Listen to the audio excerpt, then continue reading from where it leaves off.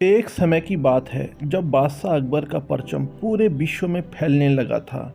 उसी दौरान तुर्किस्तान के बादशाह को अकबर की बुद्धिमत्ता की परीक्षा लेने की सूझी। तुर्किस्तान के बादशाह ने अपने दूत को संदेश पत्र देकर कुछ सिपाहियों के साथ दिल्ली रवाना किया। बादशाह ने पत्र में लिखा था, मुझे सुनने में आया है कि भारत में ऐसा पेड़ है जिसके पत्ते को खाकर इंसान की आयु बढ़ाने में मदद मिल सकती है। अगर यह बात सच है तो मेरे लिए उस पेड़ के कुछ पत्ते जरूर भेजें। जब अकबर ने उस पत्र को पढ़ा तो वह सोच में पड़ गए। इस चिंता से उबरने के लिए अकबर ने बीरबल का सहारा लिया। बीरबल की सलाह पर बादशाह अकबर ने तुर्किस्तान से आए सिपाहियों और दूत को कैद करने का आदेश दिया। सिपाही और दूत के कैद खाने में कई दिन बीत जाने के बाद अकबर और बीरबल एक दिन उनसे मिलने गए। अकबर और बीरबल को आते देखकर वो सोचने लगे कि उन्हें रिहाई मिल जाएगी, लेकिन ऐसा नहीं हुआ। बादशाह अकबर जब उनके पास पहुंचे तो उन्होंने दूत से कहा, जब तक इस किले की एक दो ईंटें गिन नहीं जाती तब तक आप लोगों को आज़ाद नहीं करेंगे। ऐसा होने तक आप सभी के लिए यहाँ खाने पीने का पूरा इंतजाम किया जाएगा। इतना कहकर बादशाह अकबर और बीरबल वहाँ से चले गए। उनके जाने के बाद दूत और सिपाही कैसे निकलने के लिए उपाय सोचने लगे। जब कोई रास्ता नजर नहीं आया तो भगवान से प्रार्थना करने लगे।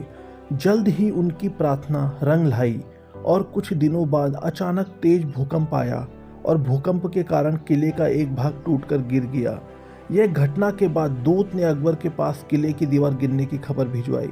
यह खबर सुनते ही बादशाह अकबर को अपना वादा याद आया और उन्होंने तुर्किस्तान के दूत व सिपाहियों को दरबार में प्रस्तुत होने का आदेश दिया। उनके दरबार में पहुंचते ही बादशाह अकबर बोले, अब तो आप सबको अपने बादशाह के द्वारा भेजे गए पत्र का उत्तर मिल गया होगा।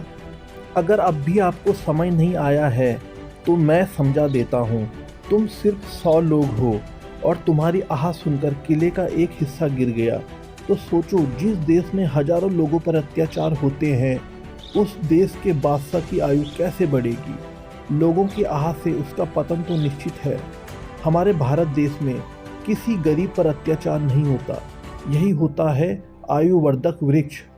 उसके कुछ दिन बाद बादशाह ने उन सभी को उनके देश भेज दिया है और रास्ते में होने वाले खर्चे के लिए कुछ पैसे भी दे दिए।